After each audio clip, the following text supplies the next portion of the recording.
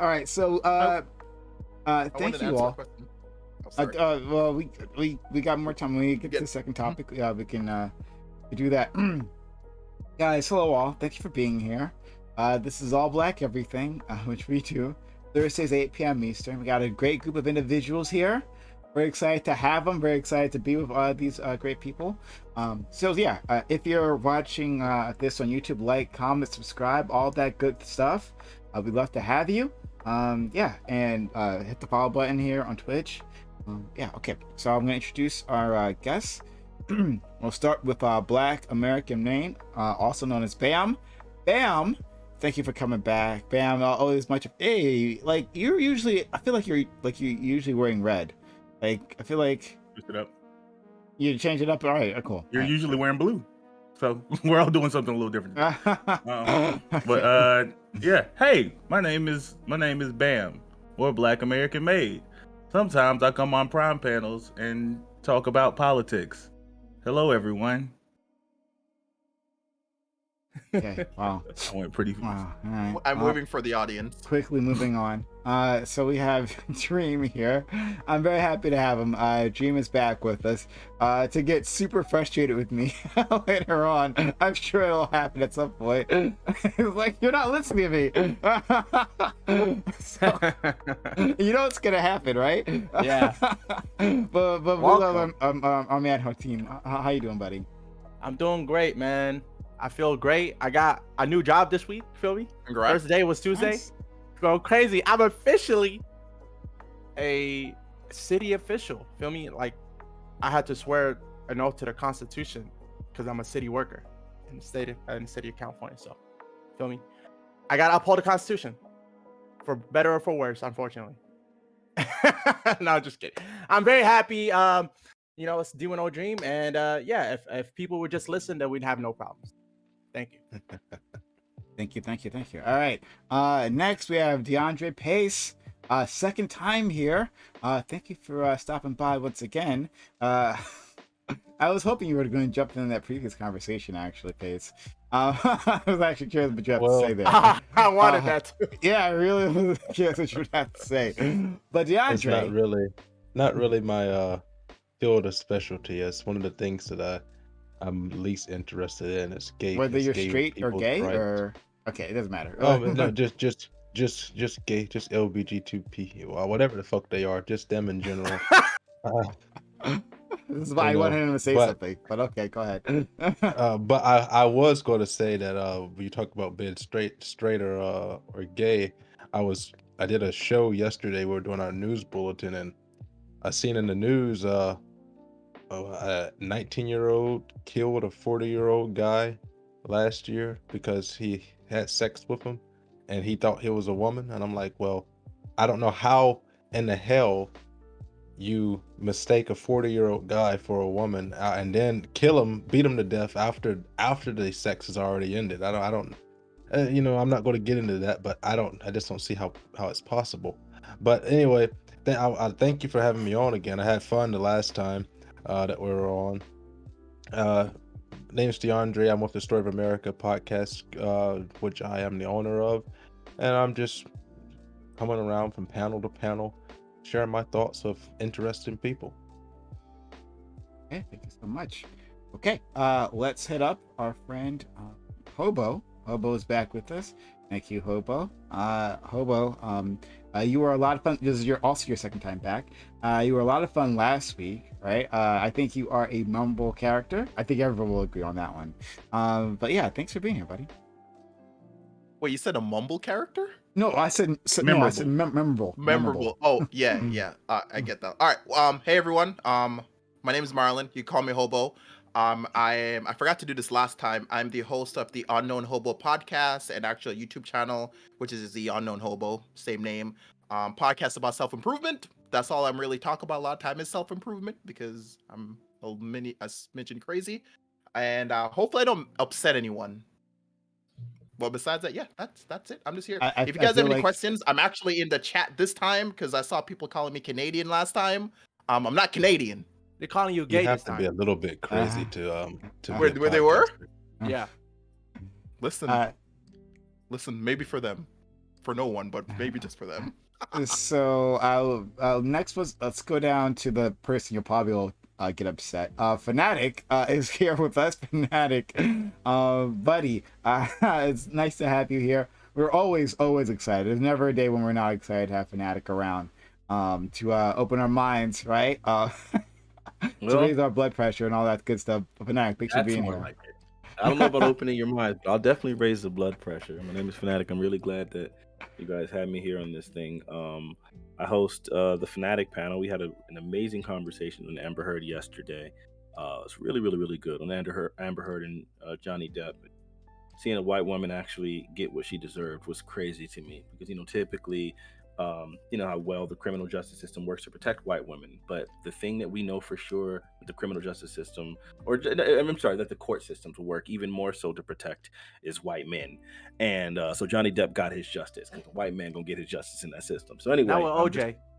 OJ Simpson got the absolute justice because he clearly didn't murder that person. Any person saying otherwise is 100% uninformed about that case, and I would gladly debate you on that. 100%. I know you didn't follow the case if you think OJ Simpson was actually guilty. To think that a black man back in the 90s would be found by majority white folks to be innocent in a crime just sounds crazy to me. I don't know what universe we're living in, but it's clearly different. Anyway, twitch.tv/Mr. Fanatic. All my music can be found under the name Fanatic, Fanatiq. I can't wait till we get into these conversations. You are tempting me to change the topic. You are tempting me to change the topic. I don't know if everyone will be prepared for that, though. We can't do it now, but let's make that a topic. Let's relitigate that. You can see how you millennials fail, because if you look at poll data on like OJ Simpson's guilt, like black people 100% thought, not 100%, but it was like super majority believed he was innocent. And then just over time, those numbers have degraded because the media has never stopped the onslaught on that man's character, even after the trial was over. And now black people today more often think that he's guilty because the people who are living today that are actually paying attention didn't actually follow the case, weren't, whatever, they're young people, and all they have is a media story. It's gross. Maybe it was because of the book If I Did It. The book that he didn't write, you're talking about the book that he didn't write, that he only signed his name to, that he had literally nothing to do with? That book? That was literally made after the trial already happened, where a guy just says, based off of what the prosecutor's ideas were, let's make a book based on that? That book? Yeah. Why if would he that's sign his name convincing on that? Okay. Money. For money. For money. But Money. okay, let's. We're not going to get back into that. I love you guys. We'll talk about that another day. Okay. All right. So, last and best, right? It's time. I was so excited. This afternoon, right? Where this woman, she's like, I want back in the work. Jake Sonata hit me up and is like, yo, you got an invite for me, don't you? Right? Like, I don't, she doesn't ask to be on, she simply is on. Jay Cook, who was, busy with life previously, is back with us, and I'm extremely, extremely happy. How are you, Jay Cook? I'm doing well. Nice to be here. Always nice to be here. We'll see how I feel at the end of it, though. I don't know. Right now, I feel very refreshed. Okay. We'll change that soon. Oh, yeah. We'll change that. Okay. So, let's get started with the first topic. And, yeah, the chat is going crazy about OJ. So, we need to make that a topic. I need to write that down. Yeah. All right. First topic. The Uvalde shooting has prompted calls for more police to be added in schools. Many are resistant and say that other, more comprehensive solutions are needed to keep children safe. But those solutions, such as gun regulations, simply will not happen in the United States anytime soon. So, should we have police in schools as a stopgap? And if not, what about arming teachers? We did discuss this before, but what I really want to focus on is not gun regulations, because like I said, ain't happening, right? Biden apparently just did an address to the nation, and I didn't see it. I only caught literally the very end when he's walking out. But from the summary I sort of heard before while I was trying to get set up here, It seemed like he was pushing some sort of package, some sort of gun regulation package. Ain't passing, ain't happening, right? It's just not happen. So there's a slate of less good options, and should we go down this route, or will that make things worse? Yeah. So we'll go around and talk about it. Let's go to Bam. Yeah, teachers having guns. That's a dumb argument. Nobody make that argument here today. Let's just not do that. Officers in school. There was when I was in high school, there were 3 resource officers that walked around. A couple of them even had classes related to like law and things like that. I think they generally like your feelings on police. Like be damned. Like you can have a couple officers that during their duty, and you can even alternate them during different times. Like some officers do the first half of the day, some officers do the second half of the day. You can have a few officers patrol the school. Not necessarily guns a blazing, more so like prepared for kids getting fights. Then yeah, they break them up like using their hands, at worst a taser. This is just how it happened in our school. And yeah, I don't think it's necessarily that bad of an idea, but we'll get into it. Thank you. Okay. I think however many officers you got in your school right now is enough, if not more than enough. And the only added extra security would be like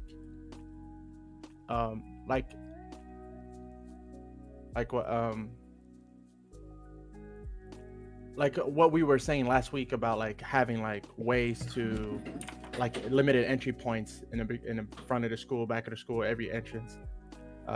Maybe too many entrances. Maybe there should be a security at every entrance, stuff like that. I think private security is a better option than police officers, because police officers tend to escalate things and they have the power to arrest you and stuff like that. Private security, they're kind of like more cool and more chill, at least in my experience, compared to actual police officers. They don't really have this authority that police officers have, and there's like this Napoleon complex, like if you don't respect my authority, I'm gonna arrest you, that police officers tend to have. So private security, more chill, and they can be just as effective. Okay. Pace. I actually prepared a little opening statement here. So if bear with me if it's a little lengthy. So as it relates to school shootings, I find that this is another sickening stunt employed to gain more political control and power over the common man. Congress, as we know, has already issued several gun control measures, many which I believe go far against the nature of the Second Amendment. I believe that we should impose laws that are on the books. As for schools, school zones are and should have police forces patrolling the campuses at all times, and in many cases they have had that. If safety is paramount for our children, then there is no argument that more police on campuses are a good thing. The major issue of schools who have very little safety is that there's too much ease of access to the campus at any one point. As I recall, when I was a child in school, there was only one entry point at my elementary school. That was where they got off at the buses. The teachers parked their cars in the bus barn because it was such a small school. Middle school, there were maybe 2 or 3 entry points. About the same thing for high school. But I do recall I do not recall going a day without seeing a campus police officer of whom I was very friendly with and knew most of them on a first name basis. Many days when I did not feel like being in class, I would just go to the police officer's office, sit there and eat donuts and just wait for my teacher to come and tell me it's time to come back to class. And it's important that we have that type of relationship where you build rapport with your police officers, with your campus police. I mean, if you want to be able to trust them to have your back, so you need to talk to them a little bit more. Even in college, when I was a grown man, I never forgot to greet the police whenever I met them, but it was not the same as, obviously not the same at the college campuses. It's way too big. The truth is, the more police you have patrolling entryways to the multiple buildings that some schools may have on these campuses, the less likely you are to have breaches of security.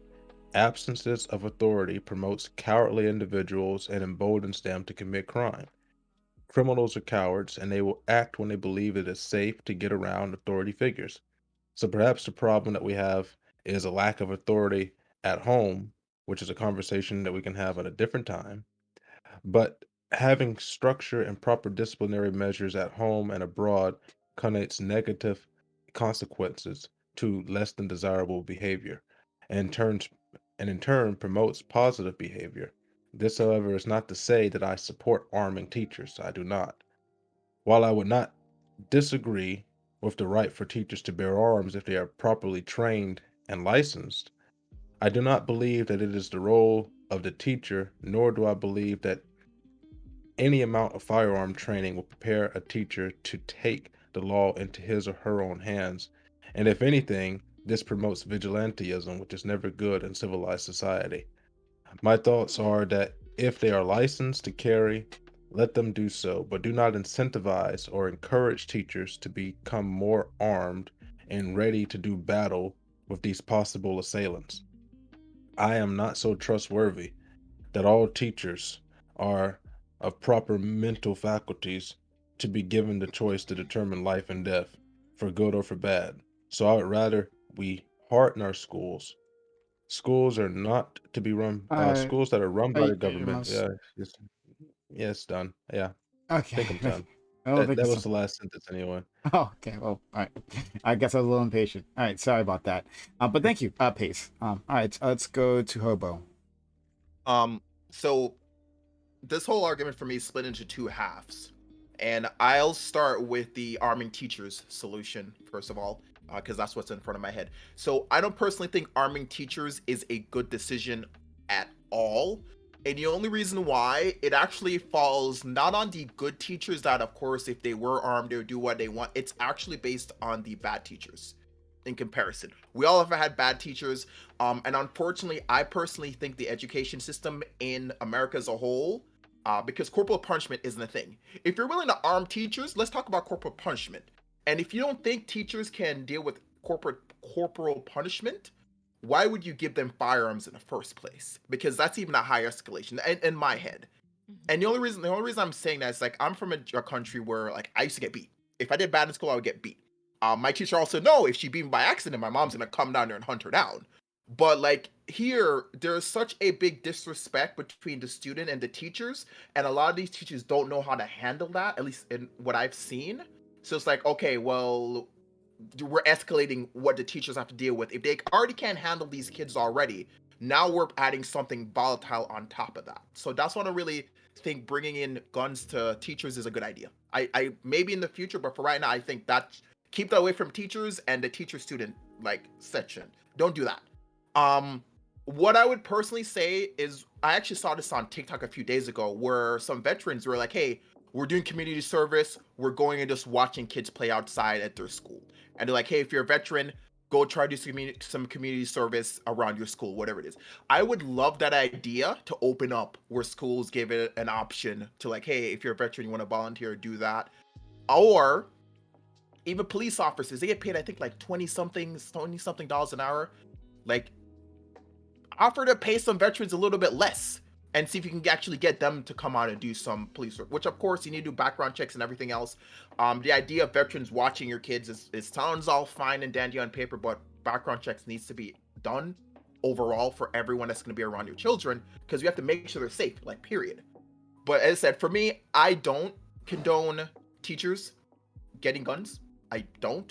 Like, I've had amazing teachers in my life, but I've seen some teachers just sit there and get sure. Let's try to speed this up, guys. We gotta move on. But thank you so much, Jay Cook. Yeah, I don't think that there should be more police in schools. I think that's you sound low, Jay. Do I sound low? Yeah, you sound a little bit better now. Yeah, much better. Go ahead. Okay. Yeah, I believe I'm trying to pull up some data on it, but more police in schools doesn't sound like a good idea, because there's already an issue of racial profiling with police, and Black and Latino students are more targeted with police in schools already. So I don't think that's a good idea. And same with arming teachers. It just sounds like, I don't know, does that come with a salary increase? I mean, it doesn't make any sense why we would give a teacher a gun. I think there are other ways. Okay. And Fanatic, please. Everyone else had a really, really terrible long take, so I'll just say I think arming teachers is awful, and we can get into the open. Okay. All right. Open to it. So like, it's not just arming teachers. So like, that was just one idea, but there are plenty of ideas on the table as to what to do.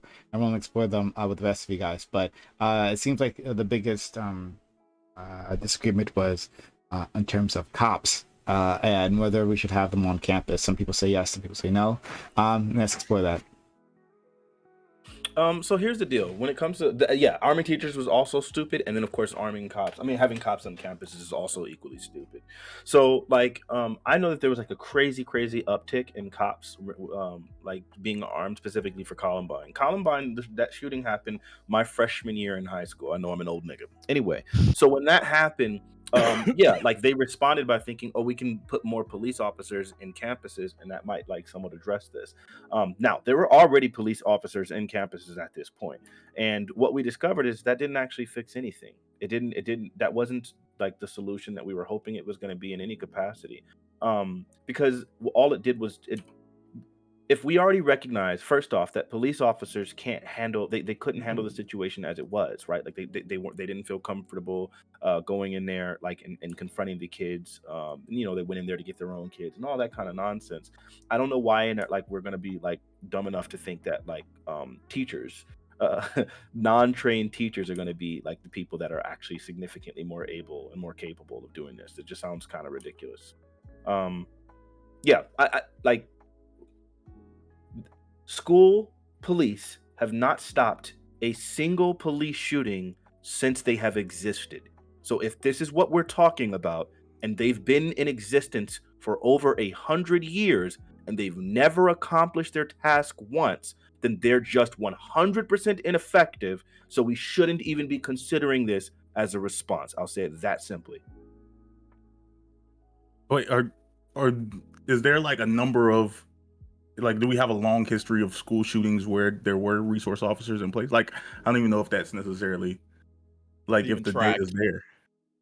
Let me ask you this then. So let's say if we completely remove, like, the officers as a whole. Let's remove them as a whole from the school. I Googled it and it says, literally, armed SRO stopped MD middle school shooting, 2 students shot. Link. I'll link it. I just know well, I'm saying, what would be, while you guys looking up, like, what would be a solution if we, with our current climate, with currently what's going on, if we just like say, all right, police officers, you're all gone. Then what? We just leave them open, because as I said, like Pace already said, these people are cowards. I mean, I agree this also. They go for environments that they think they can get away with these things. So I unfortunately, the argument that can be used against, which I hate using this argument, is like the whole like bad guy with a gun stop a good guy with a gun. Why you don't see gun shows getting like shot up is because they know they won't go there. Is the same reason why, who knows, you don't, these places, there might have been a ton of places in existence where they know there's guards on campus where they don't go, but unfortunately that's something hard to quantify. So it's just me just talking on my ass at this point. I wouldn't even appeal to the good guy with a gun argument. I'm just thinking, I don't like using it. But I'm saying there's a lot of there's a lot of preventative things. Like, we do know that, and this isn't because of people with like political and radical ideologies trying to shoot up schools, but we do know kids get all the time like, and like, oh, they brought their dad's gun to school to show their friends off, or brought a knife, like.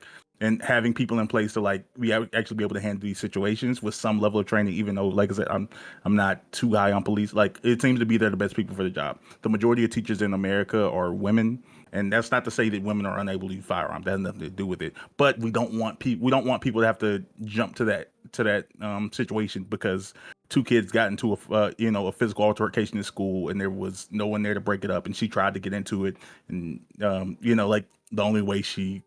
And not saying that most women would do this, but like the only way you would stop this situation, because you don't have the training and because you're not actually like you didn't even want to be in this position, is to grab your gun and try to shoot up in the air and try to make them stop. That like, I just don't want to. That's extremely dangerous. That sounds so in a room full of children. That sounds So dangerous. So like, if we can't expect officers to do these things like really, really simply, why would we think teachers are going to be able to do a better job? I don't. In what universe? Who do you expect to do the better job? I don't think that's the job that needs to be done. What I Not think on needs teachers to for sure. what I think needs to be done is actually looking at some more evidence-based ideas of what we can do to prevent these measures. That's also why I get so frustrated whenever we start talking about gun control, because it's like, well, every time you hear people say stuff like that, it's like, okay, can you name something that you would have preferred to have happened? I mean, like something that would have been in place right now that would have prevented this thing from happening. And like 90% of the time, that there isn't an actual answer for it. Not that there's never, but 90% of the time, it feels like there isn't an actual answer for it. So for me, what I would say is that we probably need to start doing some more, some larger expansions on like mental health checks and, like providing the necessary means for people so that way they're not feeling desperate in these sort of situations. I think that would probably prevent a lot more stuff that we would actually think that we can all agree. Because let's be real, no sane person is going to commit a mass shooting. It just doesn't happen. If you're sane, you just wouldn't do it. Sane, But you might have sane just I means that disagree with their that. arguments follow. Yeah. Like you And can be also- sane without being like sociopaths are things stable. too. And we're also Huh? talking But- about children, right? We're talking about kids. Their brains aren't fully developed. They're not thinking ahead. Well, the fact is that the Saying kids kids is are not the good to ones go that are commit a mass committing the shooting? shootings. The kids are not the ones that are doing the killing. It's usually some adult that comes in out of the picture, and usually it's if it is a child, it's usually somewhere in the middle of high school, probably 16, 15 There's just a 10-year-old the age. other day Still not- arrested for Yeah. plotting But even if shooting. even if you use his age range 16 to 18, your brain's still developing. Even at an 18-year-old, your brain is still developing. Yeah, your Like brain's still overall. developing, but You could the be problem is they have this hormonal imbalance. But the problem that comes with this is that a lot of these people, we always like to toss to mental illness. Mental illness is a symptom. It's not the underlying issue. We have to understand that you cannot blame mental illness for all of this stuff. A lot of these shootings happen because there's just people who are just evil people, and they just want to go kill people, and they are completely sane when they do it. I'll use the example. I hate to use the example, but Hitler was completely sane. Cap. He was probably in history. Before we get this, we might be using different definitions. I agree with Pace. When I think of sanity, that means that you're rational. That means you have a logic that follows behind your decision. But that's what Pace is saying, and I agree with that. You're appealing to a different colloquial sanity. You're saying that you're not doing you're saying that you're doing something that's not what you want to do. No. That's not what irrationality is. Irrationality means irrationality isn't just doing things that you don't want to do. That is not irrationality in totality. Irrationality means the logic that you're using is illogical. Your world system is illogical. What you believe in doesn't make sense when it's explained to others, right? That's what being irrational is. So when you're saying Aryan race is a superior race, that's illogical. And you believing in that makes you irrational. It's not illogical. Especially when black Not people illogical. exist. Black people existed, and he was making this ridiculous statement. Come on. You really think Hitler was saying? No one's Are you talking about serious?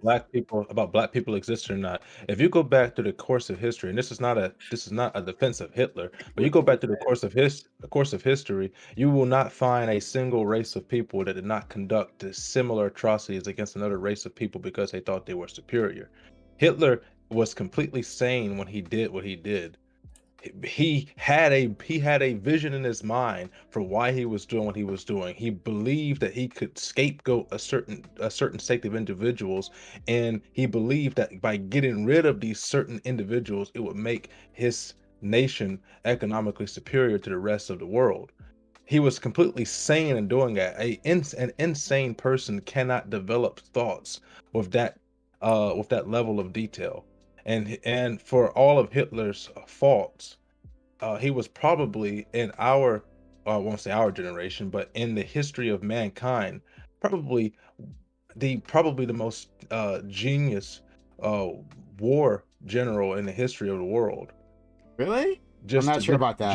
I'm not on sure about strategy. that. I use. Just on I mean, pure not a strategy. genius. No, Absolutely not. I don't think he You guys are was. I putting- think he Lu- lost He was the just war. he was radical. I think No, losing but- disqualifies him Revolutionary. as that.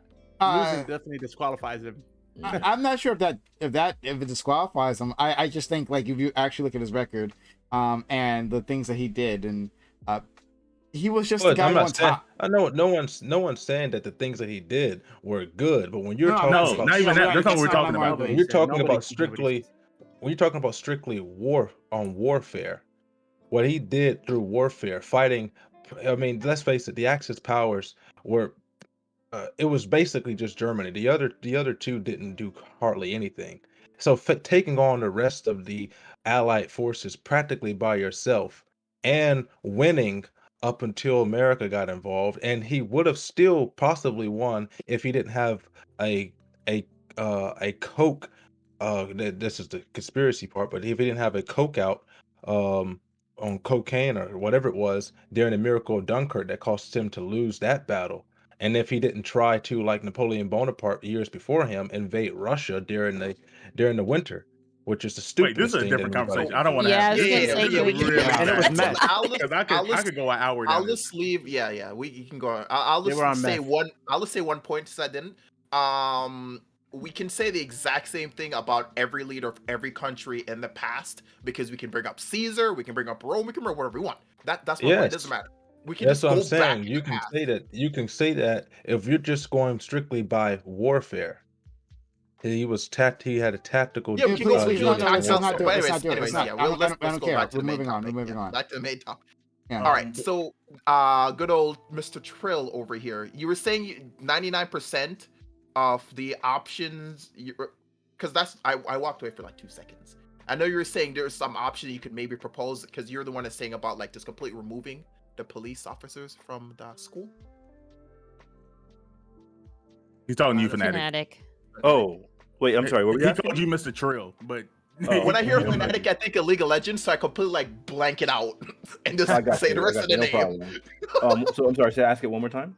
Okay, you said you're on that side of completely removing police officers or even some sort of law enforcement, from my understanding, from schools. Yes, So, I think so. what would you think would be some sort of solution? I know you bring up mental health. Mental health is something we all talk about overall, and we can keep talking about it, but unfortunately, there's still a stigma for mental health, and the only way I can think maybe mental health will be able to even be implemented in some cases is giving the school like a counselor or something. But unfortunately, like school districts mismanage money a lot anyway. So outside of mental health, because that's something we all bring up all the time. Mental health, we all understand mental health is something that's a big thing that comes into play.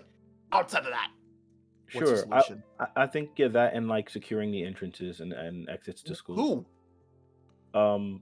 The security guards that we already have doing it. That would be the police. No, Yes. there's No, that's not. no, that's not- there's separate. Yeah. I hear what you're saying, Fanac. There are separate security officers that are hired by the school that are not okay. associated with police departments. Yeah. Yeah, Oh, like Those the are vast majority usually of those are campuses. usually private schools, though. No. No, No. No. Public I'm sorry. schools So here, let public me schools just use break it. this down to you Sorry. guys. So, like in all schools, like they have campus security and police. Typically, they have both. Now, the campus security, like they serve their own functions, but the police are typically there to investigate more serious things, right? Like drug possessions and things like that. Because the campus security, like if they spot something, they can deal with that, but they're not really supposed to be dealing with that. And so you can have actual prosecutions from those people. So when I'm saying like security, we like almost every school has security in it. Like the vast majority of schools have security in it. And so then if there's already security that their job is supposed to be to like protect and make sure that like the borders and like people can't come into the school, whatever, they lock them. That's the way my schools were. So then they had really controlled points of entry, and like you should be doing those things. You can actually install more metal detectors in schools to prevent like those points of entry and things like that. You can do that. But I think the idea of just putting police officers at school has obviously been proven to be ineffective, considering they've been in schools since like 1800s, literally the 1800s, and we have more mass shootings in our country than like pretty much everywhere else combined. Like it doesn't make any sense. Like they're just not doing their job. Okay. I mean, Since this the may be something. This 1800s, may be we didn't. something very particular. Like it's maybe because I'm from nowhere. Like my school just had officers. They just had police. But Sure, like I there's said, plenty of places in the South that Mine that's had how they both. did it. My school had both. I've been in extremely bad schools. So down here in Florida, we had this one school named CEP, which long story, say it for another time. I ended up going to this school by accident. Literally by accident. So this school was packed with police officers, ran like a prison. Actually one of the best schools I ever went to in my life, ironically.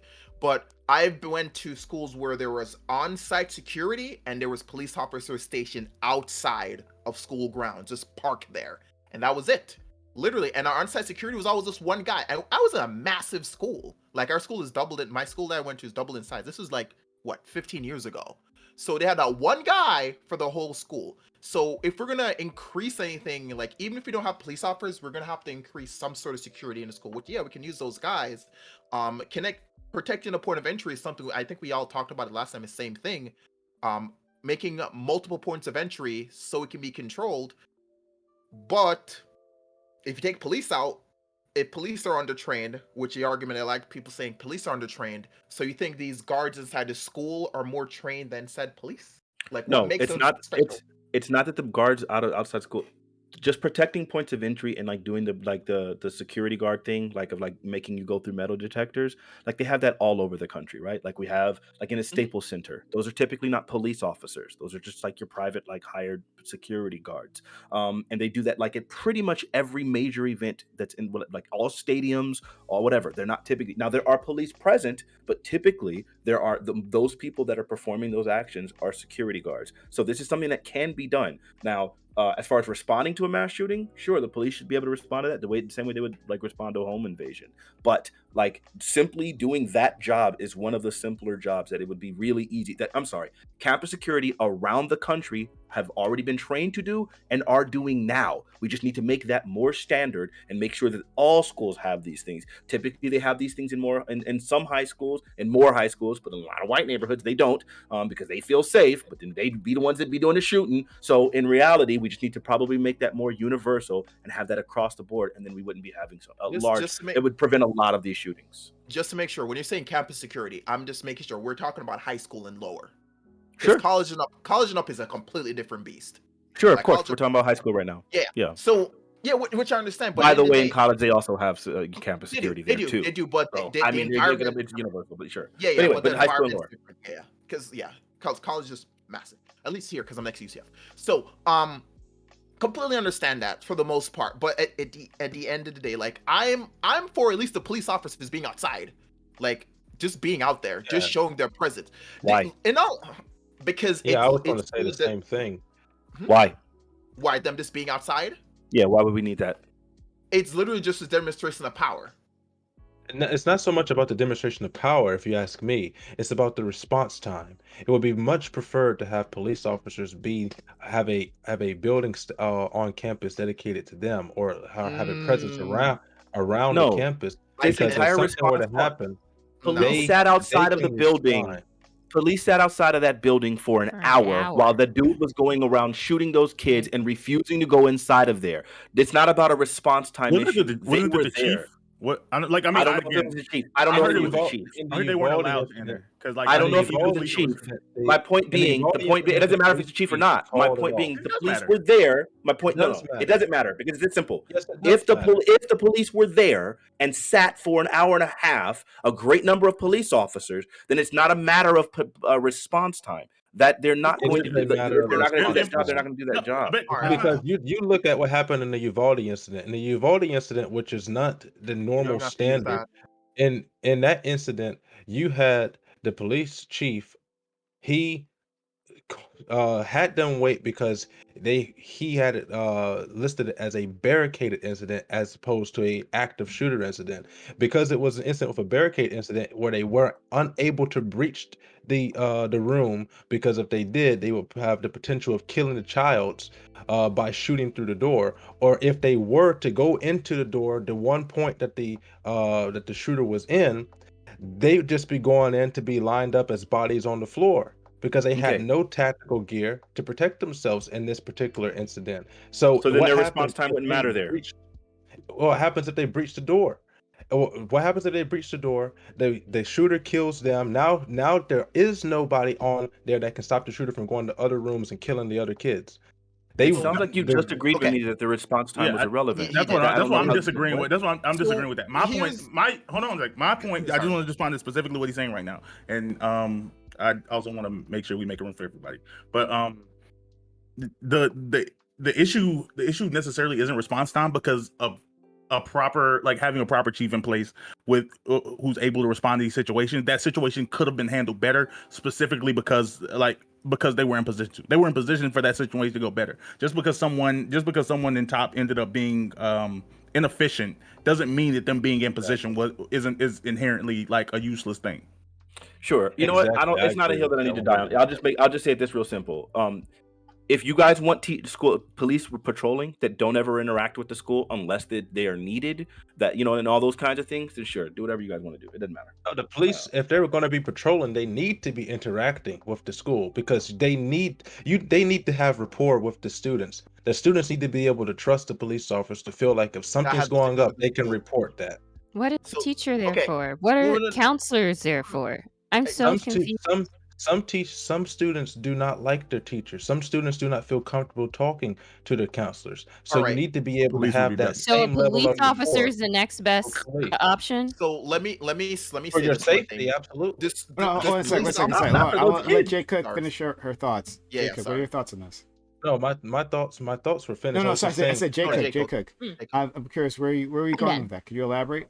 Yeah, I just feel like we're escalating always to I honestly think having police in schools creates more violence. It is violent. Facts. And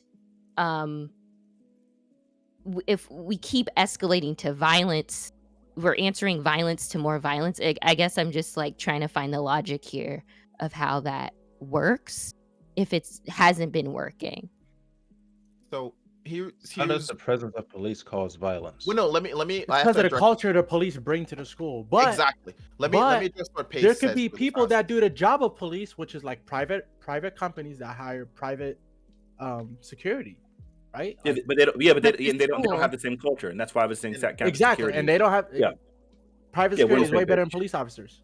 Absolutely. For this scenario, absolutely. For schools. So let me comment on something Pace said and both. So first, I said I'm not a support that police officers going inside the school. Staying just generally around it, just somewhere around it, is perfect for me. Now, when they don't need to interact with the school. Generally, I'm a big believer police officers should be interacting with their community as a whole. So it's like they're not just some random outside person. Because like where I used to live, and I hate using anecdotal stuff in comparison, but generally, I'm a big believer that police officers should be interacting with the community as a whole. Like, they shouldn't just be this there. All right, cool, we're the police, we're sitting in our car. Because I used to talk to police officers all the time. I said anecdotal as a whole, not everyone got to do that. But at the end of the day, they should be interacting with the community there. They just going into school, of course. If I see if me, 16-year-old me in high school, see a police officer come into school, I'm instantly gonna be, as like Jay Cook was saying, it escalates things. Their presence inside school automatically does escalate it. Because someone's kids are nosy. The same way how when car accidents happen, another car accident might happen because people are nosy and they go on edge for the most part. So if a police officer comes in, they're like, "Oh, what's going on?" Everyone's gonna be nosy. Everyone be on edge. So it's gonna automatically escalate. That's why I think it's okay. Police officer being outside, just a car parked, just there. At least that. I would say at least that. Everything else past that point, at least it should show they're there. But like I am still from the last time a big supporter of getting proper points of entry that are protected. My idea is to run them like how DMV and government offices are run, which is like, okay, cool. There's a person behind a bulletproof like window. You put your ID if you need to go in. You go. There's a door that they have to unlock themselves to go through. I would like that because kids can come on buses into closed off areas.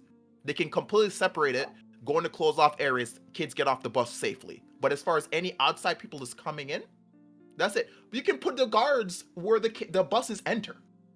And so you're just basically saying the same thing that I was saying. Yeah. No. I wasn't agreeing. You have to understand. I was not disagreeing with you. I was just asking for your opinions on other things. Like at the end of the day, I have accepted the fact we all want to find solutions on this topic.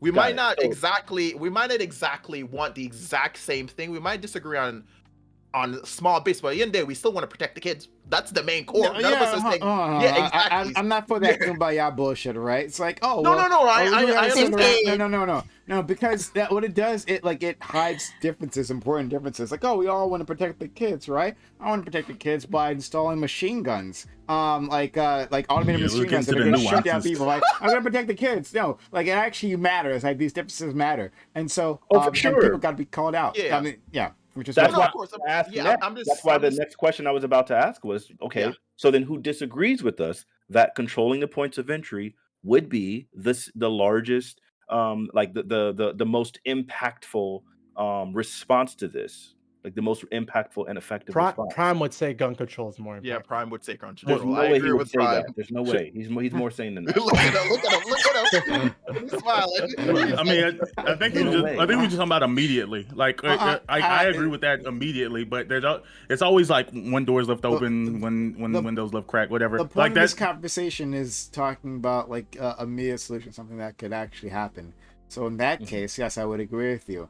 In the end, no, we have to have massive gun reform to actually make a dent in this. And it's gun reform on multiple levels, right? So not just like talking about the guns themselves, but the culture around the guns, about creating a whole system in which people are more encouraged to store their guns safely. There's like a whole thing that would have to happen, but we're not talking about that because none of that's gonna fucking happen here, right? So if you're talking about controlling the points of entry, yeah, that would be a very impactful method. The biggest thing, like I'm big into the concept of like mental health checks and like getting more counselors in schools, but someone challenged me on that, and it's making me and I guess I don't know the feasibility of it. Like, It's not feasible. Of what? because Why? someone, well, they walked me through it. They were like, say a small school, you can buy in all grades of high school. You can it's really easy to find a school that has 1,000 students in it. Like that's what 300 students a grade, 300 per graduating class. That's really easy to do. So now let's say you put down the budget. How many counselors would you need to like get through each of those in some reasonable time? Because you don't want to talk to each student once a year. You would want to talk to them like reasonably at least once every other month. Wait. Like, Pause. Were you thinking that we were in like suggesting like mental health checks specifically at the school level? I mean, yeah, I think the mental health check should be at the school level. I think No. I think you should actually engage with students. Don't tell me you think that when you've just walked through and someone walked you through why that's like obviously not feasible. Like, No, he's explaining why it's not Well, feasible. Yeah. right, but if he knows that it's not feasible, then it's not a real solution. Let's go with things that make more sense. I disagree. Family that doctors. No, first of all, before I say anything, finish what your point was, Bam. So finish, like, why don't you think this is feasible? Well, no, like I said, I think, like, I actually do think that it would be like high school, and just like I said, we already said kids are going through a lot of like stuff, mentally, emotionally, like, and literally physically. Yeah. So but why isn't it feasible? Oh, just from the number of students to the number of counselors that would be necessary to actually have And like, what did this person tell you? Like, what would be the number that they say? Crap, I don't have the math on hand. Like, it would, if let's say you have a 30-minute session per each student, and you can do like in an 8-hour day that equals like 20 or 30 students somewhere in there. Again, I don't have the numbers on hand. Like, it would, you would need like 20 counselors. Yeah. But teachers Basically do the absorbent same amount. thing. That's It's an what exorbitant amount of like. money. That's exactly what a teacher does. Sure, but They a have teacher, what do you hundreds mean? of students. a teacher Sure. should work But they it. don't Wait, have there's a 30 very big students difference. set Hold on. apart, There's a yeah. very big difference. Like, one, yes, there's teachers that have a whole bunch of hundreds of students. That is literally their entire intended function. So saying that, like, yes, teachers are like encountering a bunch of students and this is their intended function, it makes all the sense in the world. But it's a total different thing to be able to say, hey, now, and also those are things that can be taught in group levels, right? Where it's like, hey, we're teaching this curriculum to everyone, and No Child Left Behind says that this thing should be generalized such that most children are able to like function with that. But when you start talking about like mental health things, those always have to be in 100% individualized, right? And so then at that case, now you cannot say, when we already recognize that we're understaffed with teaching, Then now which requires No, no. significantly less qualification. I got the this. idea that we would have the amount of like staffing required for that at the school level sounds stupid. What would make more sense is if at a federal level and on a country level, we like did more to like start including more benefits towards people as part of their health care plans,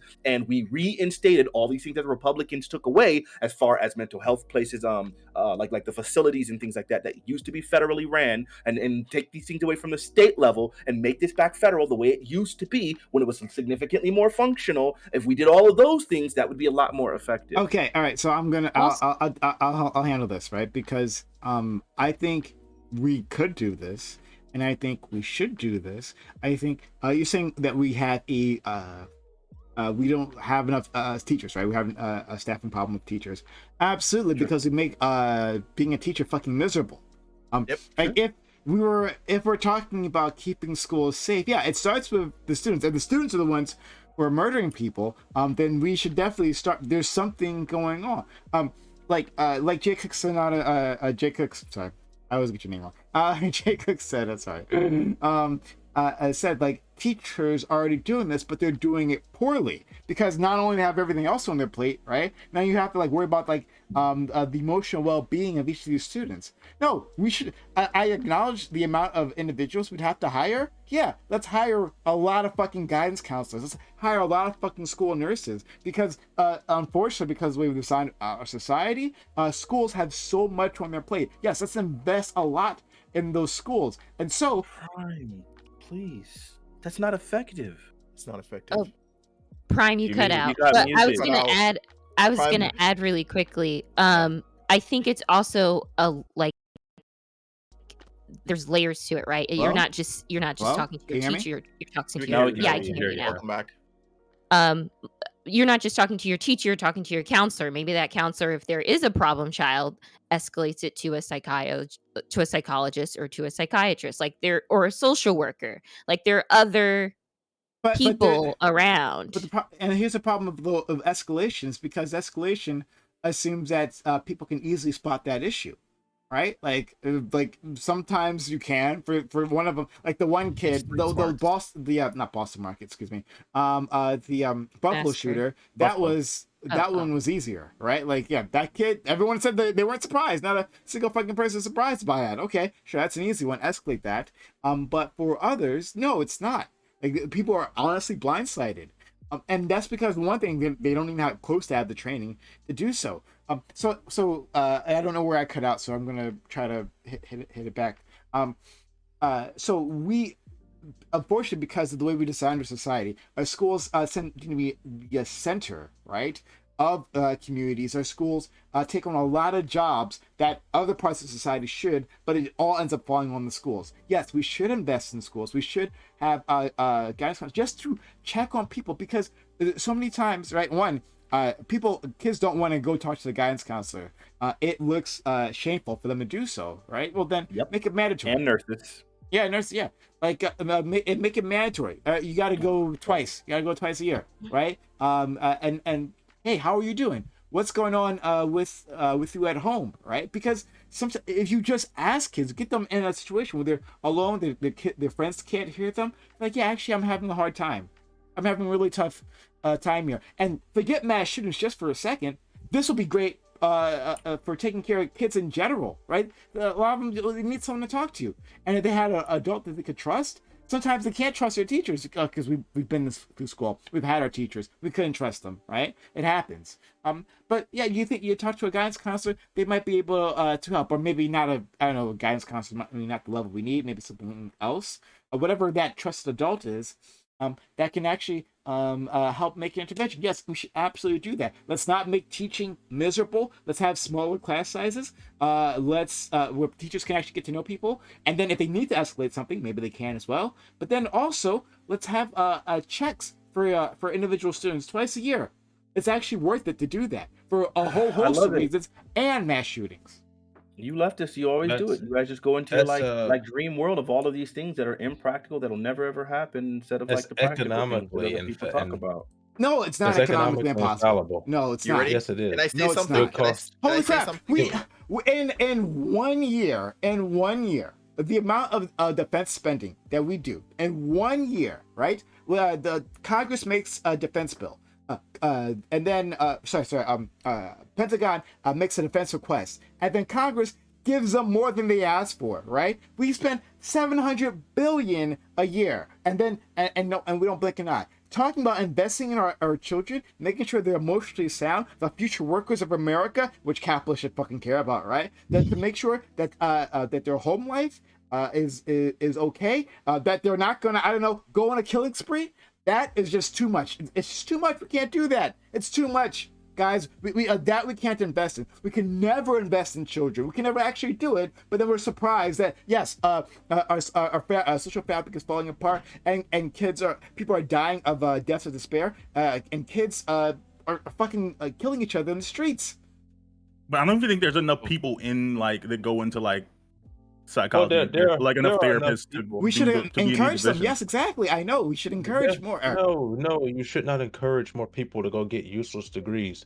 The problem we're going to pay them for it. The problem that you have with this is number one, you talk about the spending. When Congress is spending $700 billion on military spending, they don't have that money to spend. That's the reason why we're in this problem right now where prices are raising up, because they're just printing money out of nowhere. Okay. And you just want them to go print more money. Yeah, okay. They're already doing it anyway. I really want them to print more money because we own our own money. We can print our own money. But that's a different conversation. We have right now, if you go to the education systems, number one, the teachers' unions, they have pretty much barred the teachers from being able to interact with the students the way they used to when we were growing up. Before this Common Core bull crap came along, teachers were able to teach you in the 3 different types of teaching styles: kinetic, auditory, and visual. Now, what does Common Core have to do with? Never mind. now you pick one and you're just stuck with it. The teachers don't have the time to actually have one-on-one interactions with their students. We're not talking about the teachers though. Well, they were talking about the teachers, about having the teachers be able to do this type of thing. Now, I happen to agree with Bam on the idea of psychology, but I think the idea should be to find a way in our campuses where we can destigmatize the idea of seeing a psychiatrist or a therapist, because that's the problem right now. I think it's a societal problem as far as destigmatizing therapy. It's been getting better, but it's more a problem amongst young people though. Older people, once you've reached a certain age, you're like, hey, nothing that you say, nothing that you do affects me. Young people are the problem, actually. I think it sounds like you're agreeing with Prime, because the easiest way to destigmatize it is just make it mandatory. If every student is doing it, don't make it mandatory. I don't believe in mandates. But I'm saying if you make it mandatory twice a year, then people become normalized with it, and students that need more therapy can request more sessions. No, because the problem is you make it mandatory. For example, everything in school is mandatory. What's mandatory? Lunch. You have to go to school. That's mandatory. I had to go to mandatory sessions in order to get my flexible spending money with one of my old jobs. I went because I was getting paid. I went because they told me if I don't go, children. I'm gonna lose these benefits. Children. In the same vein, they're going to go, and they're not going to get anything out of it because they're going to go just because they've been told to. You have to find a way to encourage kids to go because they want to go. You're exactly right. Some people are going to go and they're going to get pissed off and they're just going to sit there with their arms crossed and they're not going to want to talk. That's fine. They're not going to be pissed. They're actually going to be excited that they get 30 minutes out of class or an hour out of class. But yeah, some people aren't going to want to participate. That's okay, right? And hopefully they'll participate in the future. Or hopefully, maybe if they, let's say we do this starting in middle school, right? So up to college, right? Well, that's 7 years, right? 7 years. Maybe 6 of those years they sit there for a twice-a-year mandatory screening, and they do say nothing, right? But in the last year, hey, I'm having an issue. This is a big problem for me, and I need someone to talk. I just don't know who to talk to, and that counselor is that person. Before I can gets away from it, I really want to engage with Fanatic here. Fanatic, you have big disagreements here, and I want to hear them. Yeah, I think it's really dumb. Like, because obviously, like, logistically, it's just way more unrealistic. I don't know. We had a system that was in place that Republicans defunded, and it seems like that would probably be more effective. Like, instead of like making it part of the education system, I think the idea of just like encouraging more mental health checks, as part of people's healthcare plans, and like beefing things up in that way, creating again the independent programs. I mean, the federally funded programs that like whose whole jobs it was to like check on people's mental health, having those facilities, like making mental health more of a federal issue as opposed to a state issue I agree with you. Is the effective thing. I'd agree with that. I would do that. You know I would do that, right? As a progressive, of course I would do that. All right, so I would do that. So that sounds like a good solution then. But but in terms of actually identifying kids who are having issues, right? Who are going through problems, like that system doesn't necessarily identify that, right? That takes a proactive step to say, like, I'm going to go to use my mental health benefits, right? Like, or the parents doing that. The parents could be the problem, right? The parents could be abusing kids or something, right? Or the kids are having issues at school with like other kids, and they didn't want to tell the parents. So again, and I saw for all the parents knows this kid's like maybe he's just a moody kid. This is moody. Kids are kid like that. They're moody, right? And so my kids certainly need a shrink, so I'm not going to take them. So like there's all these steps that are barriers to people actually using those benefits. Instead, if we make it mandatory that you have to go see them, you have to go talk to them, then you can actually you have a better chance of finding these kids. In a perfect world where we find some way of getting all the funding for all of these individuals, people, and like start making it mandatory and expect them to be able to do a good job, like I think maybe we'll find that would be effective, like possibly. But I think that so many ifs that just are all completely unrealistic. It just seems.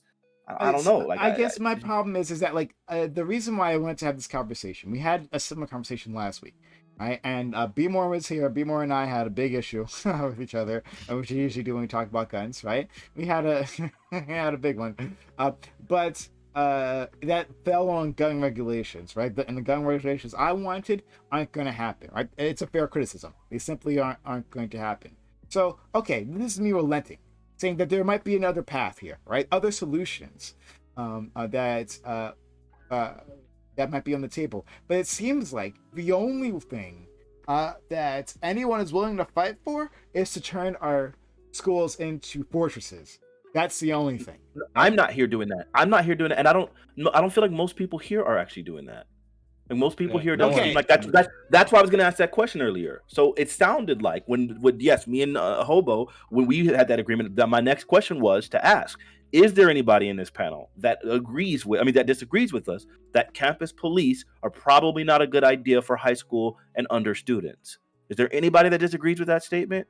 No, this isn't a disagreement. I just haven't seen it. I've experienced specifically campus police, and they seem to do the job. It just depends on if schools have funding for these like private security that y'all say. Like, but yeah, if the funding is there and there's not better things that money could be used for, then sure. I just know we already pay the police. But I happen to disagree. We have to pay them more. The thing is that the city can form contracts with private organizations to fund schools to have private security, which would they already do. Sure. I'm just saying. I just like I said. All I know is what I've experienced. I don't have like I'm not appealing the data here or anything and saying this private security wouldn't work or anything. Obviously, y'all saying it does. Right. And so then let's make it very absolutely clear. Bam. Do you believe that hiring private security versus putting more officers in schools is a better idea? Again, I don't have a problem with officers. No, because that's what I'm saying. You're telling me to say, is it better? I'm saying I can't say it's better because I think the officers are 100% fine.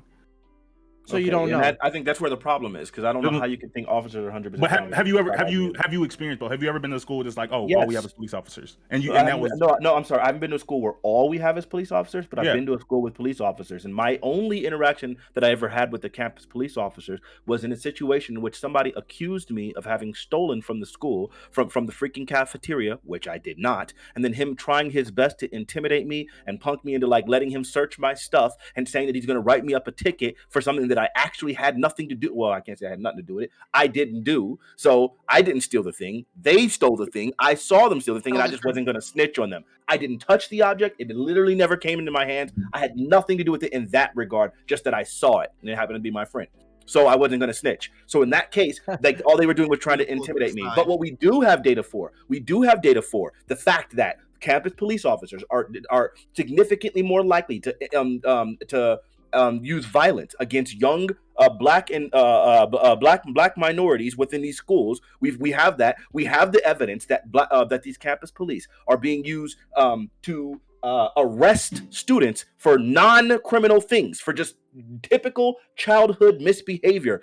Children have been arrested for talking back to teachers by campus police officers, for fighting, by getting arrested by campus police officers, when securities have always been able to handle that job. We have all of these incidents. Obviously, the ones in the article where they were like literally trying to label young kids, as gang members because they had a backpack and it had graffiti on it that was like consistent with other that was popular, that they were trying to say was gang related. So we have all of these incidents of all of these harms that have all been tracked for campus police officers. For you to sit here and say, oh yeah, no, I just don't think that they're a problem, seems ridiculous to me. We know that they're a problem, and we know all of the additional problems that they create, and we know what they were originally created for, what we were like originally imagining with them, and we know that they're not effective. So to say that we know all of these problems that have come, we know why we created them, and they're not doing that job, but we don't see a problem, is just ridiculous to me. It's willfully ignorant. Because you're appealing your knowledge to me. I'm saying I don't know these. No, not my knowledge. I'm talking about the data, the statistics that are out there. So now that's why you're willfully ignorant if you don't know of any of that. Sure, okay, that's what I'm saying. But that's not even the biggest part. We're also something very different, because you pointed out originally that the schools that have both have a different relationship with the police officers. You said that the police officers don't when the police officers only get involved when they're trying to do some like crackdown legal method. Like they don't handle like so and so peed on himself in class and they're walking into the bathroom. Like the police only come to intimidate, like they have a different relationship with the students than the security officers. So I'm saying that if that's how the school treats them, there could be some reality that the police only get involved to do these like crackdown type behaviors. I'm saying I came from, and then again, this is completely anecdotal. I don't know the data, but I'm saying I came from a position where there were only police officers, and these police officers, like I said, two of the three, there were three officers. Two of them were also teachers. They also taught classes in the school. So their relation, they didn't get sent down to act. They didn't get They didn't come to like arrest people or pull out their guns, or like all they did was like, oh crap, two kids are fighting. Like, well, we're not gonna send in the teachers because you didn't sign up to fight. We'll go get Mr. Johnson. He's also a police officer, even though he teaches health, and he'll walk him to the office and say like, hey man, what you got going on? Don't be stupid. Like, so that's what I'm saying. Like there's probably some reality to the expectations you place on the police officers you put in these positions. There probably has to factor in. Okay, we can bridge the gap here. So we could say that in your specific scenario that would work because your police officers were directly engaged with the students. It's not even because they're good people. It still wouldn't work. Again, I'm not going to use his anecdote. I don't care about his anecdote. We have a large amount of data. Him talking about like his personal experience and what he witnessed does nothing to that's what I was going to say, actual data. So okay, good. So then you started out with like, well, I can kind of see what, and you can't. No. I'm saying that in his specific. I'm saying in his very specific scenario worked for him. And what source are you using for this data? That's what I want to know. What source are you using for this data? Jesus, I mean, Lord. Actually, I can just look it up. Hold on. It's weird because I'm not even stepping for cops. I'm just saying that like this data is without context. We because I see data that goes in the opposite direction. Particularly, I don't want to get on a policing debate, but particularly when you see what happened in New York when they started instituting. Well, I'm not so much a police I mean, police as it relates to schools. I don't want to talk about You're not police talking about data. You're talking about an incident. That's not data. and that. But when you talk about what happened in New York, that's not data. That's an incident. You said you had data. Are you talking about an incident or are you talking about data? I'm talking about a period of 30 years of data that was tracked in New York as they began to crack down with more police officers in New York by the end of the 90s, even under Michael Bloomberg, who I don't really like that much. New York became the safest big city in America because of what they did with the police and having the police become more involved in the community, which they need to be more involved, and they need to be more involved in the community on a Is stop and frisk involved? I'm not from New York, but I don't think police is involved. They're just everywhere. I mean, stop the quotations there, but you need to have that. But the fact is what Bam is saying, I don't know if Bam is thinking the same thing that I'm thinking, but I experienced the exact same thing where at every school that I have attended, the campus police are actual police officers, and they are there from grade school all the way up until college.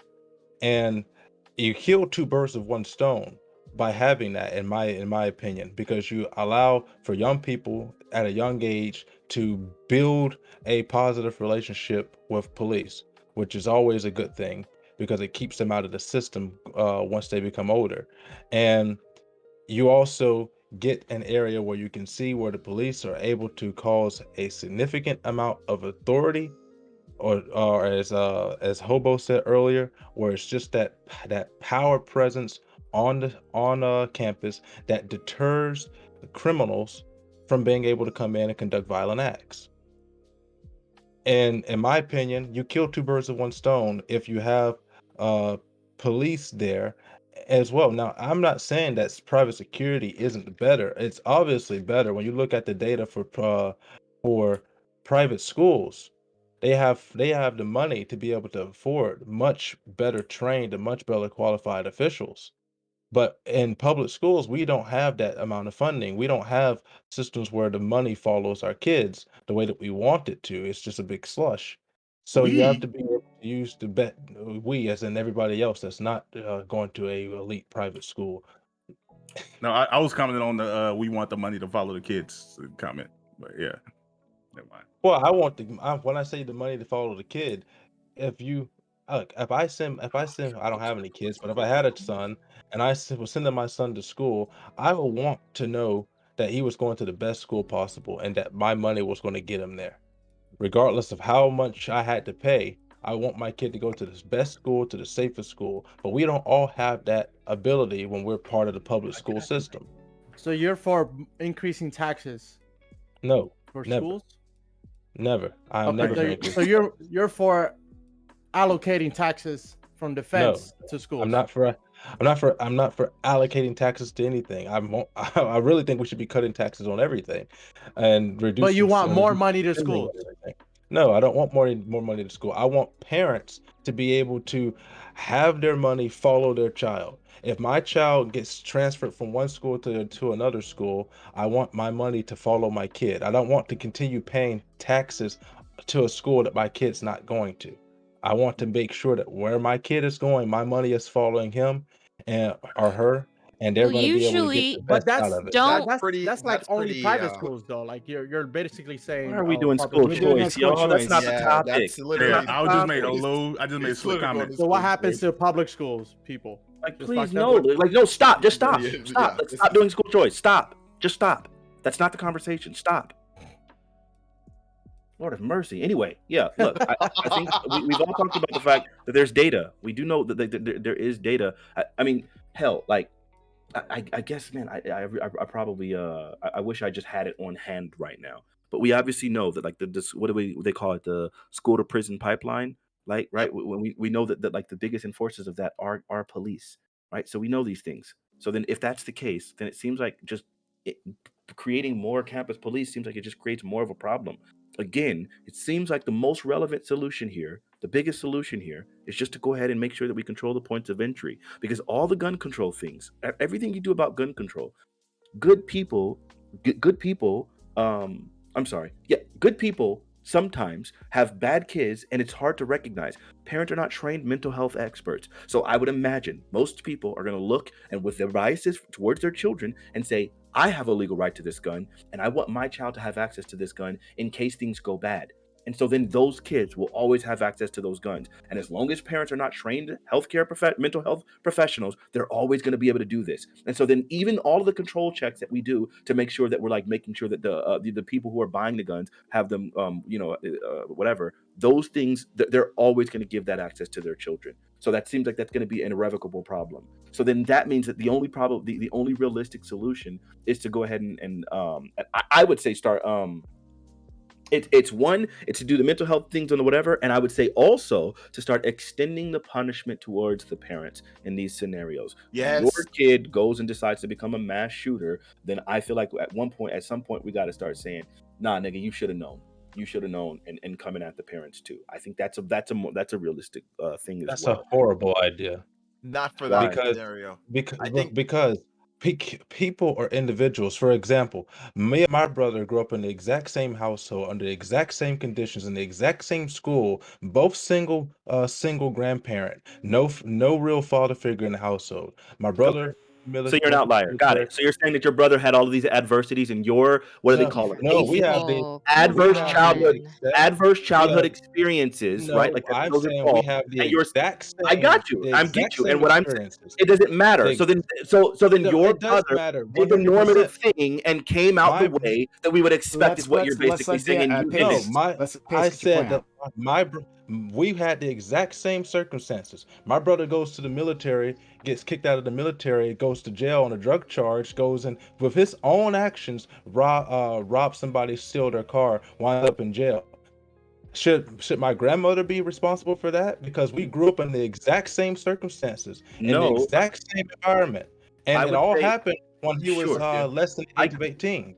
It's So what wild I you would throwing say your is brother under the that bus. it sounds to me like your brother was typical of a person who didn't have both parents inside of the household, and so what we express as normative outcomes for these adverse childhood upbringings. Right now, of course, you can always be an outlier. There are plenty of people that choose to do so. I'm proud of you for doing so, but it sounds to me like what you're describing is what you're describing. It sounds to me like what you're describing is So the fact parent that shouldn't be it held sounds to responsible for me. this. It sounds to me like what you're describing is the fact that you So happen to the- overcome something, should- and so then should the trying to parent- extend that or to your should the brother, parent not even be though your held brother is responsible? performing normatively. That's what it sounds Should to the me parent- like. should But the parent- again, we didn't should the say parent we be never held said responsible or not? to any person that's actually listening with a working brain. We never said parent it. be We held never responsible or said not? in any capacity that the parents would Should be the responsible parent be for held responsible everything or that a child does. What we specifically said to every person who's listening with a brain was that for mass shootings,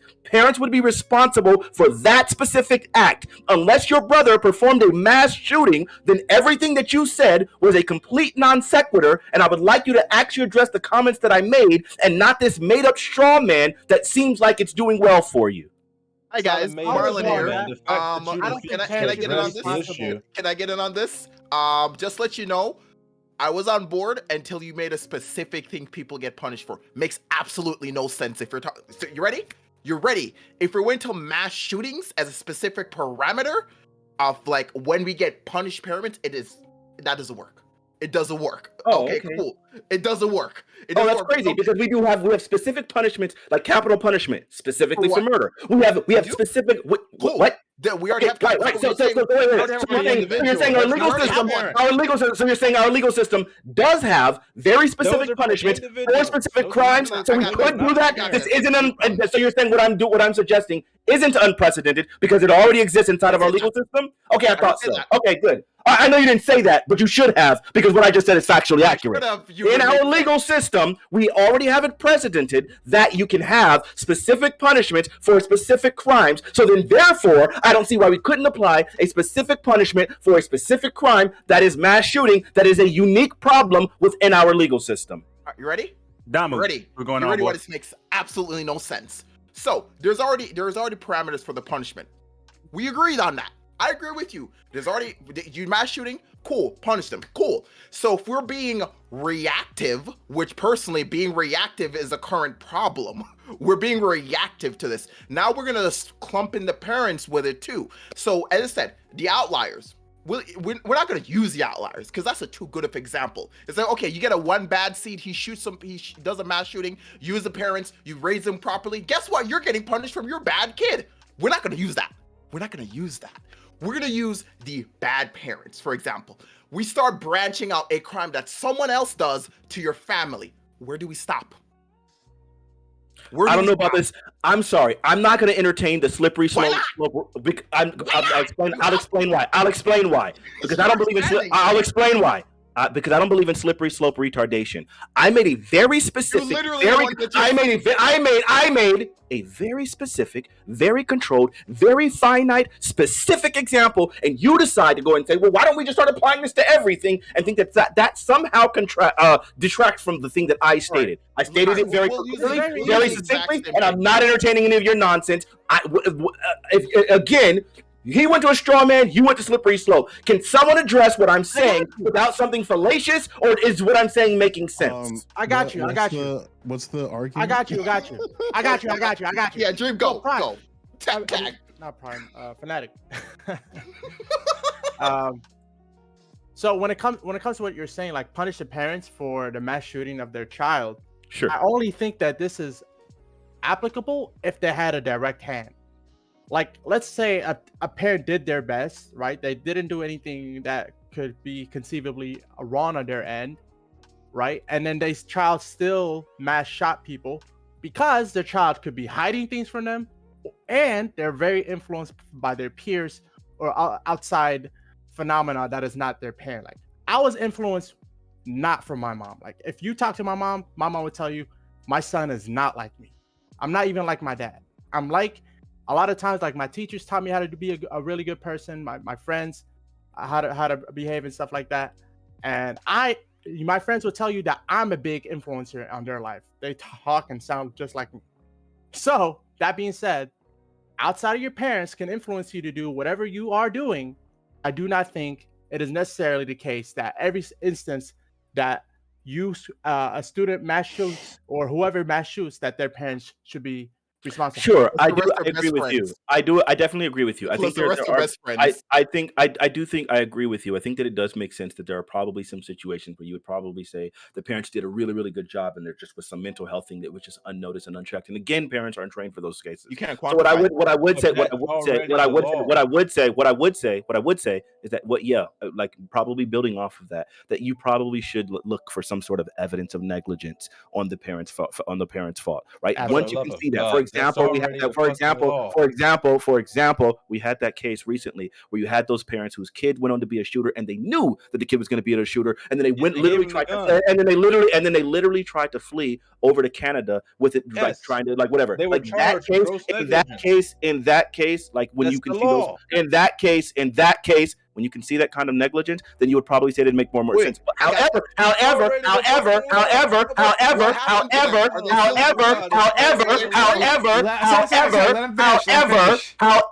thank you. However, there are plenty of situations that we've obviously witnessed where that hasn't been the case. When you look at like Columbine, or you look at obviously the vast majority of mass shootings. In fact, to date, that case in which they tried those parents is the only case I've ever heard of in the history of the country. So while you can say it's already the law, it's clearly not the law in most of the states in the union. So I would say that something needs to be expanded, something needs to be built on, and it should become the norm, is what I've been saying. Are you going to charge the fucking Uvalde grandmother? She was the one that was there. The kid had the gun. Are you going to charge? I don't know enough about that individual case to be able to make that statement. Can I use an example? I didn't answer your question. I don't know enough about that case to make that individual like assessment right there. What I was talking about is a broader perspective. That's what I was saying. You said we should do it for all these parents that have. I'm sorry, everybody that's listening. I said if you can prove some obvious negligence. I'm sorry if you're not keeping up. I specifically mentioned negligence that can be proved in those specific cases, then we would be able to do that. And I know you want to go back on a cycle on your movie. It's already a law, but if it's already a law, why has it never happened in any cases aside from the one that we mentioned? I'm sorry, the question, I'm sorry, the response to that is not it just happened. I'm sorry if you're too idiotic to follow. What I just asked was, why has it never happened in any instances aside from the one case? And if that's only happened once, that is really stupid. Got it. Hold on. So I want to let in a friend. All right, MVP Joe Lewis. Hell yeah. Hello, my fellow tall hair brother. Yeah. Go Golden State. What are we fighting about? I'll say it as succinctly as I can. What I basically suggested was, one, that we obviously need to do better mental health, blah, blah, blah, all that stuff, right? Like at a federal level, make it back the way it used to be before Republicans like defunded all those programs, like, and tried to make it a state issue, right? We need to go back to that. Secondly, we need really controlled points of entry. Like, I mean, security, I think metal detectors at schools and things like that, and like having security there to like make sure that all those kids are safe, because America's really, really got a problem with these white people shooting up these schools. So we really got to do something like that, right? So that's the second thing. The third thing that I said was, I think we could actually start looking more into punishing specifically parents when it comes to these school shooters, especially in cases when we can see some obvious signs of negligence on the parts of the parents that are leading towards these things that they could have avoided, and holding the parents responsible. Okay. Those were the three things. What's the problem with, I guess the problem with the third one, right? What's the problem with the third one now? I know you'd agree with me, Joe. I love you to death. All right, boys. I agree. I just don't know if the third one. I don't know if the third one leads to like anything more people turning on the kids. Like, oh man, you saw what happened to those one parents. Like, they got in trouble. We better turn in our kids. I just don't see parents. Yeah, we better not have any kids where they're gonna get us arrested. Oh, but you are going to, as a parent, you don't want to be the parents of a kid who shot up a school. Right. But right? Do people want to be there today, like without punishment? Well, I think that, okay, so I think that's it's the whole argument. I'm saying you're going to get your kid help, is what I'm saying. I think it's reasonable to say that if I, as a parent, had some level of negligence when it came to the handling of my legally purchased firearm, and then my child ended up using that very firearm to commit an act of violence, and let's say they cause death, I should be culpable of manslaughter. That's like, okay. Is this like from a punitive perspective, or is this like from like? I mean, from a punitive perspective, it makes no. But I'm saying, like, do you think that do you think that we should do it because like the parents should be punished in that situation, or do you think you do it because it's gonna like lead to like less parents doing it? Like, I don't think this. Both. Like, if I have a weapon in my home, it is my responsibility to make sure that that weapon is secure. If I leave that weapon in an unsecure manner, and then somebody uses that weapon to commit harm on another person, I'm responsible for that. Yeah, but I don't think you should be arrested for it, depending on the situation specifically. I mean, what do you do? I mean, I'm sure Fanatic agrees with that. Okay, I'm sure he said this very specifically. Okay, so we don't wait, but someone said something about like, what was that? Like, you don't feel like there should be punishment? Like what? No. He was yelling the actual opposite. I was actually about to get a little bit aggressive. Anyways, what are you saying? What are you saying? I'm trying. No. So what I was saying is, like, as far as he's saying, if a kid conducts a mass shooting, the parents should be. This is make sure I understand before I start saying things. If a kid conducts a mass shooting, the parents themselves should be looked at and be assessed if they were neglectful to this kid, and if they were, they should go to jail also. That's the understanding I was getting. Just reiterating. Okay, cool. I was saying how ridiculous that is, and I had to use you always have to mention the slippery slope, because when you got specific, when you're branching out things to other people, like I understand, like you have accessories. Accessories are physically there. If you're right there, I understand they're involved. There are so much variables you can use when it comes to parents, because at the end of the day, a lot of us have had parents that had no idea what the hell they're doing in the first place. So if they did something that was neglectful by accident and they didn't even realize what they're doing, well, guess what? They're getting punished now. So that's what. Innocent until proven guilty. So the question I have for you then is, but we're going off guilty, so we're stopping. Like, but let's like do a realistic situation. If you have a firearm that is yours, you legally purchased it, and you leave it unsecured in your glove box, and your child goes to school. Let's say your child is an 18-year-old senior, high school senior, and then that weapon falls out of the glove compartment and shoots a passenger in that vehicle, should you as a parent be held responsible? Yes. So same question. Oh, I was wait, Joe. I gotta go. Let me just give a quick outro. Listen, at the end of the day, I think obviously I've suggested a whole bunch of systems. Look into how Republicans dismantled our healthcare and made it a state's issue. Like, I love how Republicans always do these things and then hide their hands. So in that case, that's what they did. And then when it became a state's issue in certain states, crazy populous states like California with the best weather, the best state in the union, when that state gets overran by homeless people because homeless people would rather be there where it's warm and the state is doing everything in its power to actually take care of the homeless and things like that, then when we get overwhelmed because the other states just do literally nothing, Republicans, and when they do nothing, and then now we have this overwhelming, then Republicans can say, see, you Democrats are the problem. You Democrats are the one with the homeless issues. And it's like, it's not that yes, it makes sense that homeless people would want to live in, obviously, California. It makes sense why everyone would want to live in California. It's the best state in the union. Secondly, obviously, the thing about mental health, like, is clearly one issue, but I think part of the issue is also religion.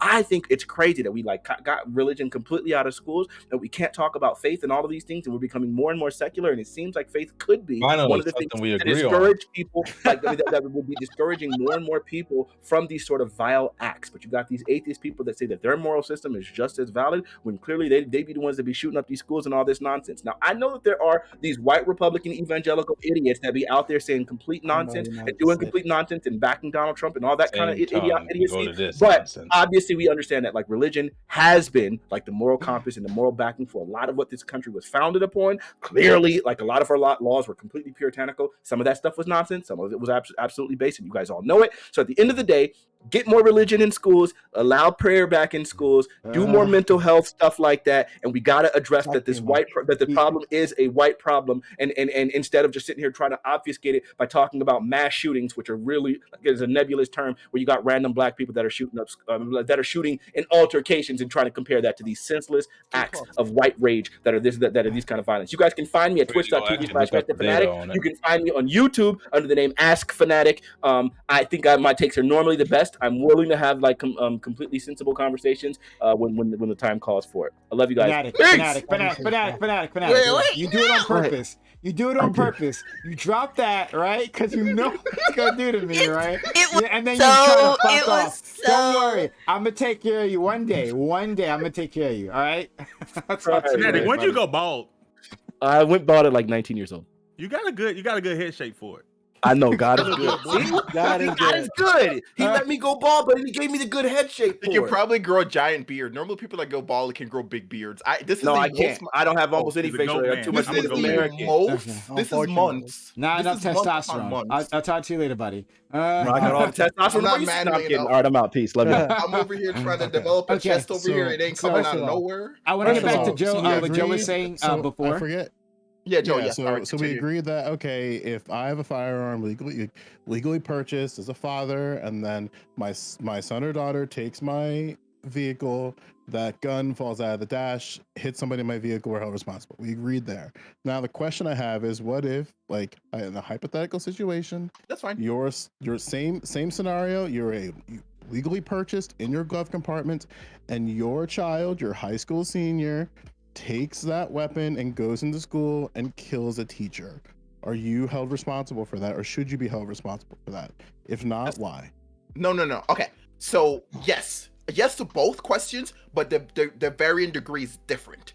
So the first one would be you should be responsible for the fact that you left your firearm in an unsafe location. Period. That's the first one I say 100% off the bat. Yes. Now, if you made it easily accessible to your kid, and something bad happens, you're going to be responsible. I think it should be a lot severe of a punishment. There probably is already. In all honesty, it really probably is. It's just there literally. Isn't. I mean, I can double check. In all honesty, I was going to double check for this specific situation after we're done talking. So you cannot hold the parents accountable for what the kid did with the firearm. Per se, you can only punish them for making it accessible to them. Right, so that would be manslaughter. if that's what we can legally get to, is like at the point, yeah, sure, we can do that. I mean, like one example is manslaughter. I think it'd be like negligence and other types of things. Yeah, It's already negligence is happened. definitely 100%. Yeah, like we already have Yeah, found we're good parents now. liable. Yeah, we already like have cases of shootings where parents were held liable for leaving their weapons like unattended for. I think a real life example, and let's not get into the specifics, just like bringing up for this point, is regardless of how you feel on the Kyle Rittenhouse situation, I think like, you know, like I think it was generally fine, but I think like his mother should have been charged with like gross negligence for one, giving a rifle to a minor and like taking your minor to this like unsafe situation. So yeah, like I think that was a situation he absolutely should. That's not that even wouldn't what be happened, eligible. but okay. That wouldn't be eligible because number one, his mother did not give him the rifle. The rifle was never in Chicago. It was always in Wisconsin. So, and it was purchased by Kyle and held at a friend's house. So But his mother wouldn't be knew he had it. responsible for it. His mother I didn't guess purchase like it. It's not licensed to her, so that wouldn't be It doesn't matter if she's an licensed. She instance of knew he had it. negligence. I'm talking about negligence. I'm not talking about. What would It be still wouldn't negligent on be. her part? It Everything still that wouldn't happened be. was illegal on his end. Then the Yes, purchase it money. was. something that It was. something I purchase find was really legal. interesting is that the conversation about safety in schools always pulls to a national conversation about guns without really having a deeper talk about like the conditions that lead to people committing acts of violence in schools. It's just, I don't know, it's kind of interesting to me. No, because we talked about this the last time when we were having a conversation about this overall, where it's like poor people are more likely to have gun violence in comparison. So if you raise the standard of living overall for like people in general, the likelihood of crime in general, like going on, is less like, Okay. oh, that was a horrible sentence. Anyways, poverty and crime go hand in hand. Sure, but there's students that are in poverty that interface with well-funded schools. So what do you do Yes. there? Well, their view on reality is different though, because yes, they might be poor at home, but if in a well-funded school, and if they're in a well-funded school in general, kids spend a majority of time at school for the most part. A majority of time is spent at school. So for them, their perception is these people are richer on me. These people have money. Their perception is like, oh, no one's really struggling around me. They're not doing bad stuff. It's information for the most part. They'll get information from these kids around us. Because if you think, there's the whole big thing that we are like the 5 people we surround ourselves with. If everyone around you is a bunch of poor people and they have no idea what to do, and then they're like, okay, we need to make money. We need to find this. We need to do whatever it is. You might get off those bad habits. If you're in a situation where everyone's like, okay, we have a bunch of money, we can provide for ourselves, you might get some habit from them overall where you're not thinking, okay, I want to go rob someone, which is a very drastic jump in comparison, but you're less likely to think about negative things, at least from a finance standpoint. From a finance standpoint, I'm kind of, I'm like, again, I'm kind of lost. Like, we understand that, or maybe we don't. I don't know. Do we think that shootings in schools is a epidemic problem, a pandemic problem, a small issue? Like, where's our heads on that? I think it's. That actually is a very good question. In all honesty, I don't think it's a pandemic. I don't think it's pandemic. It's exceptionally rare, but it's more a cultural problem than it is anything. I agree with that. How It's exactly definitely is it a cultural problem? Well, for one, the culture right now, particularly with these, particularly when you're talking about the shootings that are committed by young people, right now, you they there's so much anxiety and confusion amongst young people, particularly now. Like for instance, in the Uvalde shooting, it never gets brought up that this guy suffered of gender dysphoria and other depressions and drug. His mother was a drug addict, and so there's a culture that's caused these kids to have some type of underlying level of confusion, and I'm not sure where it correlates to I need to go shoot somebody because Well, we've tried to no, do yeah. that data before with media because I believe in the 90s and in the early 2000s, they conducted several surveys and several studies to try to find out if there was a correlation between violence amongst children and video games, and they found out that the exact opposite trend had happened, well, with the rising of video games. But the media now, I'm not sure where the numbers are showing. I don't think they've actually conducted a proper study since then to see where the numbers are showing what this relationship between the culture that these kids have and why they are going to commit these acts the way that they're doing. So a question I have then is that we know the shooter in question at Uvalde didn't have a criminal record nor a mental health record and dropped out of school. How do you interface with a child like that? It starts at home. It starts with the family. It starts with the parents. You look at his Okay. household. It was a broken household. How do you know He that? Well, for one, his father was not present. His mother was a drug addict who allegedly abused him. His Okay. grandmother was the disciplinarian, and his grandfather was standoffish with him, Okay. and called the police on him a couple of times, from what I seen in one of the reports. Mm-hmm. So But his still, that family, doesn't. Those are true, but he doesn't have any documented mental health issues, nor does he have a criminal well, record. So how do you interface with yeah, somebody like that? he's What does the he's home? What does the home 18. do? That's what I mean. It starts at the home. We He's have to saying if we the have home to was better, then it would have happened. Yes, that's Yes, what of I'm saying. course, You maybe. you have to Not- fix that's not a the systemic failing fix. the No, but failing he's saying family that's the structure. problem. It's the culture. The culture is a problem. That's Do what you he's saying. think that? Do you think that it's possible that some of the issues that he had may have not been easily defined through looking at mental health records or criminal history? I think that they could have been easily defined. Okay. Just from the trending data of what happens in broken homes and what was allegedly happening with him. I think it would have been very Is there easy any to pick that up. is there any data that would show a correlation between children from broken homes and school shoot? I don't think so. Children who drop It doesn't. children who Chicago, drop It hold on, doesn't have They to have a be higher Chicago's a specific. prime likelihood there of example. ending there up is in something jail. there. Children who drop out of school are more likely to fall into the prison pipeline. That is Yep. true. And to fall within 72% the more criminal likely. activity. Sure, Yes. yeah, I So agree that. maybe something that could have happened is a more dedicated approach to following up since he dropped out of school. Like just because a child is out of the school system, through in this case, I think for him it was attendance. That doesn't mean that he isn't somebody who's lost and gone forever. It just means that hey, you have a poor attendance record, so you're not going to graduate this year. But maybe, just maybe, the school could have made additional efforts to acknowledge that, okay, I is your agree. attendance actually the issue? Like, what's your coursework look like? Stuff like that, you know? I agree, but this kid had a little bit more going on to him, and I hate to say this because I generally do not believe in the idea of social media being the be all end all when it comes to these mental health issues because you can control the social media that you intake. But this kid apparently was talking with people overseas. Apparently, the way the police even found out about this, but was because he was saying that he was going to go kill his, he was going to shoot his grandmother. He was sending this to some lady. He was from Germany or something like that. And in this group, he's talking with people about killing people and stuff like that. So there's And obviously a lot more going on with this kid with and the you know, social media maybe aspect.